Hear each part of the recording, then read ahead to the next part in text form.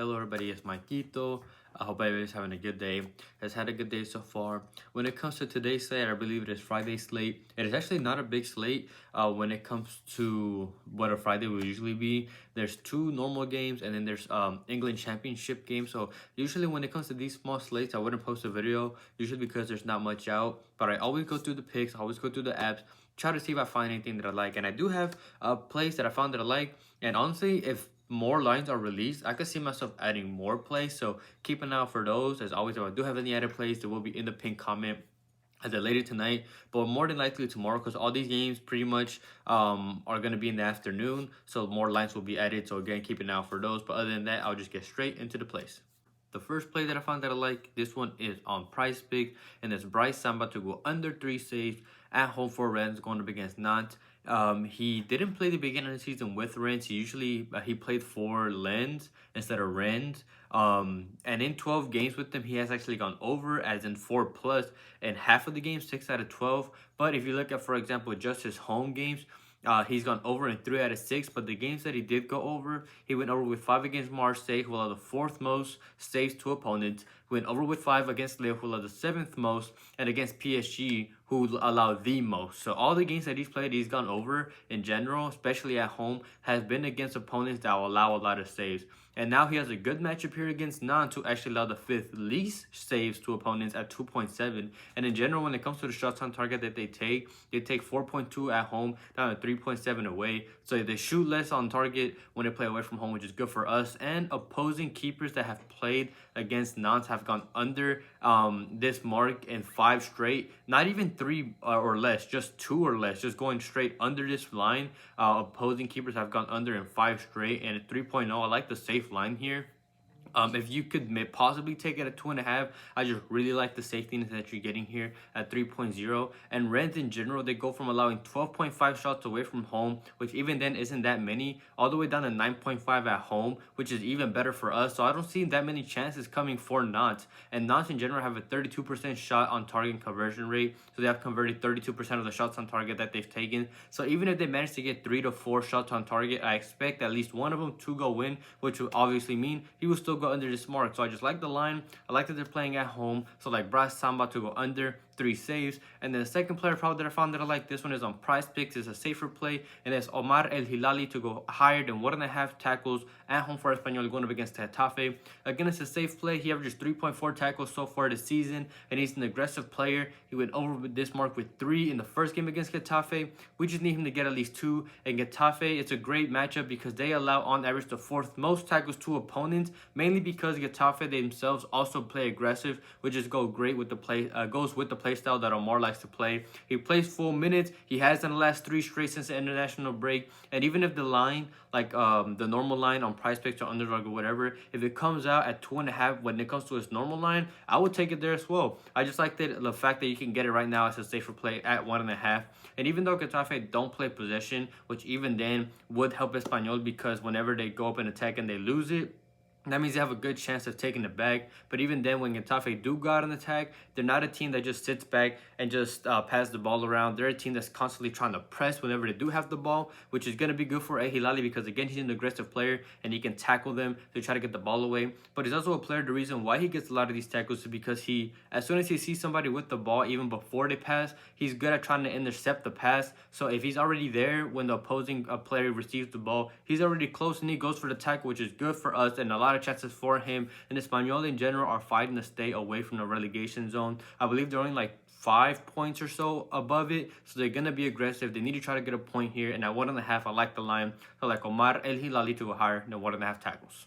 Before I get into the money line play, as always, I really appreciate it real quick, as always, if you guys like the video, comment it as well. It helps support the channel. It helps boost the video out to more people, whether it's supporting, whether it's asking a question. I try to read all the comments and answer them to the best of my abilities. And same thing, if you're not subscribed, please subscribe, turn on notifications so you're notified when these videos are out. You can also get notified by joining my Discord. It is not a premium, that is also completely free. I do not hide any picks. All the videos The videos that you see, these were all the plays come from. I don't have any extra plays anywhere else. The Discord for those that want to talk about their plays, other sports, talk during the games. It's a good community I'm trying to build over there. Not a premium. Again, you're more than welcome to join in the description. But if you do want to get notified even earlier than what you usually would and support the channel just a little more, I do have the membership linked in the description. Again, it's totally optional. I don't hide any picks. It's just if you want to get the videos out even earlier and support the channel. And all my links for everything, whether it's for Outlier, whether it's for PrizePicks, Underdog, everything linked in the description. So I really want to thank anybody who supports me in any way. We hit day 3. We're on to day 4. As always, for those that don't know, I've been doing a 5-day ladder challenge where the plays between plus 100 or minus 150. Start with 25, and if we hit day 5, we should be around over the 500 mark. We hit day 3, so we're on to day 4. Obviously, this ladder challenge is optional, so if you don't want to follow it, you can just play your normal unit size, whatever you play. But if you are following, this would be day 4. This is a minus 122 slip, and the first play that I found that I like is in the England Championship, and that's Derby County to win or draw, going up against Luton Town. It's two teams that are trying to escape the relegation zone. Luton Town is in the relegation zone, while Derby County is right above, one position above. And if you look at Derby County's form in general when it comes to scoring and conceding goals home and away, they go from scoring 25 goals and only conceding 17 and 21 at home, going down to only scoring 19 away and going up to conceding 37 and 21 away. So they could see less than a goal a game, score over a goal a game at home, to the complete opposite, scoring less than a goal a game and conceding over a goal a game away from home. And mainly it's more the defense that I really like. They're much better defensively when they played at home. But Luton Town, on the other hand, have the 3rd worst away defense. They have conceded 42 goals in 21 games that have actually only scored 16. So they already struggle to score, playing a good home defense in Derby, and they in general just aren't good at allowing goals. So it's a good matchup in general, in my opinion, for Derby. They're undefeated in the last 6 out of 7 games and the last 4 out of 5 at home.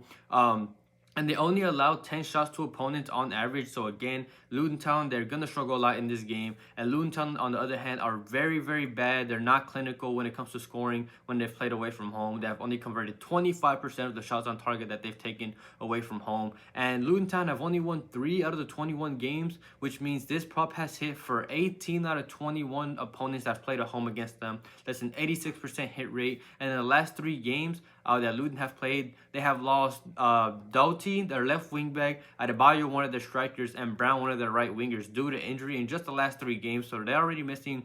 They keep missing more and more key players. So I just like the matchup, and I expect them to get at least a point here at home, trying to escape that relegation zone. So like Derby County to win the draw, going up against Luton Town. And the second play is in France League 1, and that's Rennes to get at least 4 shots on target, going up against Nantes. With only 5 games to go and only 8 points above the relegation zone, they need to take advantage of this game. With a win here or even a draw, really Rennes could pretty much be guaranteed to be safe from the relegation zone. Obviously pending how opposing players below them play. But out of the next 5 games that they have, including this one, this is my opinion is the best game possible that they're gonna have. After this, they have 4 games left. They have to play Lyon away, tough matchup. Toulouse away, they're gonna have to play away, so it's bad for them. They play Nice at home. Nice is a good team, and they play Marseille away. That's gonna be a tough matchup there. So their next 4 games are gonna be tough. This is gonna be the best game in general that they have remaining in the league. So they need to take advantage of this matchup. They did go under with 3 in the first game, but they did go a man down and get a red card in the 45th minute, and they had 2 in the first half. Now that they shouldn't get a red card, fingers crossed, and playing at home where they play better, I expect them to get at least 4. They've had 4+ in the last 4 straight, with the 5th game where they didn't hit was against PSG, which is the toughest opponent so far in the league, so I don't blame them too much there. They average 4.9 shots on target so far in the league, and Nantes go from allowing 10.6 shots at home all the way to 14.8 away, so that's even more opportunities for Rennes to get those shots on target. Nantes don't play possession, and they seem to allow a lot of long shots, which is easier shots on targets and better odds for Rennes in general to get those shots on target. And the only player that Rennes is missing in the attack, really in the team in general, is Blas, but he actually got injured in that PSG game. the 4 games that they have hit this prop in the 4 straight, he hasn't played in any of those games. So I'm not worried about him missing this game in general. They just had a 5-1 away win, so they have a good confidence booster. They're playing well. Now they're at home in what I believe is their best game left when it comes to matchup wise. And I just like the team. They like to play 2 strikers. They attack down the wings with the left wing back, right wing back, and obviously they have the 3 midfielders, which any of them can take the shots on target. So I just like this line. I like higher than 3.5 Rennes shots on target going up against Nantes, and this is a slip I like for -122. Thank you everybody for watching. Quickly going over last video's picks. I mentioned we had hit day 3. That one came through. That was actually really sweaty.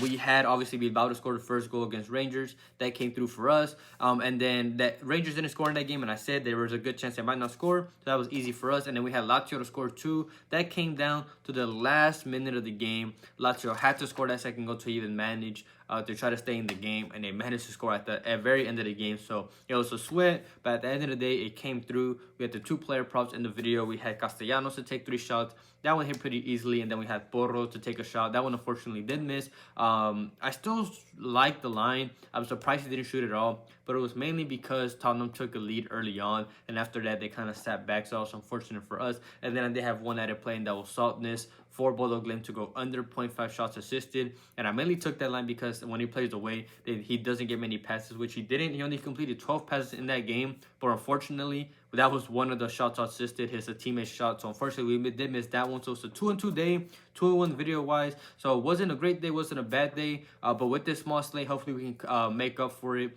I tend to like smaller slates because I feel like I can concentrate more on each individual games. So hopefully we have a good day tomorrow. Like I mentioned before, if I do have any added plays that will be in the pinned comments. So keep an eye out for those if you do want more plays.